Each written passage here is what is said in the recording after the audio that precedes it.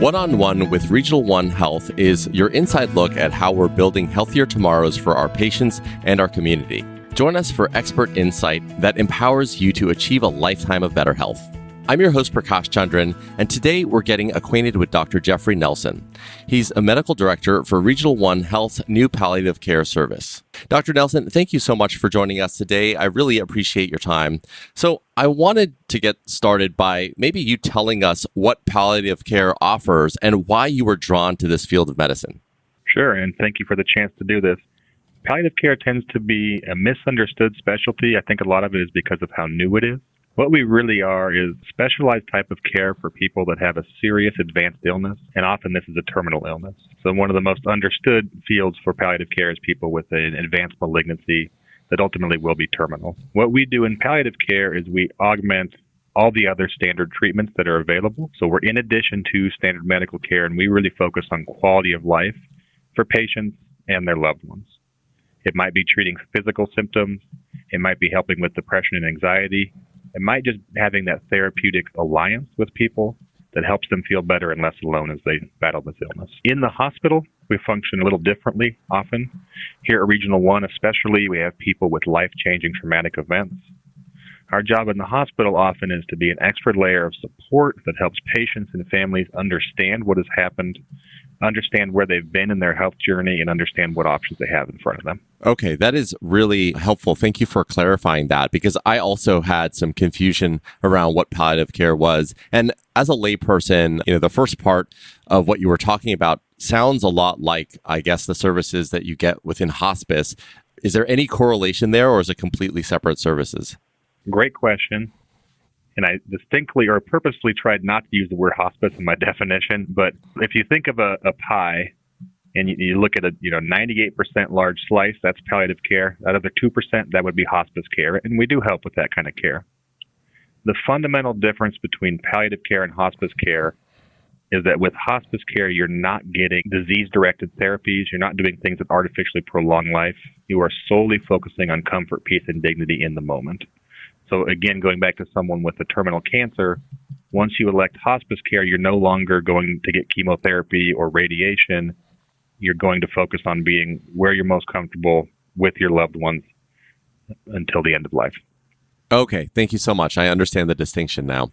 So moving on, I wanted to ask, what's the most rewarding part about providing palliative care services to patients at Regional One Health? The most rewarding part for me in providing palliative care simply is the relationship with patients and families. It is such an honor as a physician or any member of the healthcare team to get to be able to so intimately know these people that are going through a tough time and try to help them. And back to the first question that I didn't answer very well, that is what drew me into palliative care. I didn't find any other place in healthcare that for me personally, with my skill set and my inclination towards relationships, was as rewarding as what I get to develop with palliative care. Yeah, and just expanding on that piece of it a little bit in terms of what drew you to the field, is this something that you realized or recognized pretty early on in medical school? Did you know beforehand? Interestingly, I had never heard the term all through medical school. It wasn't until I started residency that I learned about palliative care. And I did a rotation at the Children's Hospital here with their palliative care team. Day one said, yep, this is it. This is what I'm going to do. So, it's clear as I hear you talk that compassion is an important piece of working with the patients that you see. Do you draw on any of your own experiences to bring empathy to what you do? That's a great question. Luckily, I don't have a lot of personal experience with the type of situations that we see in the hospital or even outside the hospital. I think really once you get a taste and see how powerful it is, not just for the patient, but for the whole healthcare team, to be able to truly provide this compassion and help people when they're having a really tough time. It's just an undeniably wonderful feeling that you want to get back to. So how about your life outside of work? Tell us a little bit about family life and some of the things that you enjoy during your free time. Sure. Well, my wife and I both are from the West Coast originally, and we came to Memphis about 9 years ago for training to be close to my family, my brother's family here in Tennessee. Well, since that time, my life has changed quite a bit. Obviously, it's been very busy with career, with trying to build this practice. We have 2 young children, age 5 and 2. So I would say that right now, my life is pretty well dominated by family. When I have free time, I'm with the kids, I'm with my wife, We have 2 dogs, 2 cats, and a horse. So those take up a lot of time. Wow. Really family time. I like to play golf whenever I can, but that's few and far between most days, just with how busy we are with starting this program and young children. Yeah, I can understand that. I also have a 3-year-old and a 1-year-old without the 2 dogs, cats, and a horse. And it is very hard to find time for myself. So I definitely get it. You're in it. And just wait in a couple of years, there's going to be more and more birthday parties to go to on the weekend. Yeah. Well, still, though, you're saying that when you do find that time for yourself to clear your head, you're able to golf a little bit. And that's what you enjoy doing on your own. That's a big thing. Just being outside. Yeah. For instance, this last weekend, went to Shelby Farms Park with our dogs and hiked around for several hours. Yeah, that's great. Well, listen, I just have maybe a quick fire round. I'll ask you a couple questions and then you can answer with the first answer that comes to your head. Does that sound okay? Sounds like fun. Okay, awesome. First question, what was your very first job? Working in the pear orchard my family had growing up.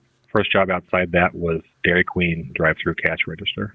Nice. Who is a hero or someone that inspires you? One of my mentors is a guy named John Mulder. He's a palliative care doc in Nashville in Michigan, and he helped create the specialty years ago. What is your favorite food or drink? Really good pizza and a really good IPA. That sounds delicious. If you could travel anywhere in the world, where would you go first? I've been thinking about Scotland a lot. Partly, I think that's when it gets really hot in Memphis. I think of places where I might be able to wear a sweater. Well, also the birthplace of golf as well. And I'm sure that there's some beautiful courses that you can play while you're out there. There's that as well. Favorite movie? The Big Lebowski. And your favorite genre of music to listen to? Well, pre-medicine, I spent a lot of years trying to be a drummer in a punk rock band. So I'm going to have to sort of that mid-90s punk rock genre. Nice. And then this is not necessarily a quick answered question, but I always like to ask, what would your current self teach or advise your younger self? Buy Bitcoin and get out in 2017. That is fair. Awesome. Well, thank you so much for your time today. I really appreciate you spending a little time with us and sharing a little bit about yourself. No, I really appreciate your time. It's been a lot of fun. Awesome. That was Dr. Jeffrey Nelson, Medical Director for Regional One Health's new palliative care service. For more information, you can visit regional1health.org. Thanks for making one-on-one with Regional One Health part of your journey to better health. Join us next time as we cover another topic to keep you on the path to a healthier tomorrow. My name's Prakash Chandran. Stay well.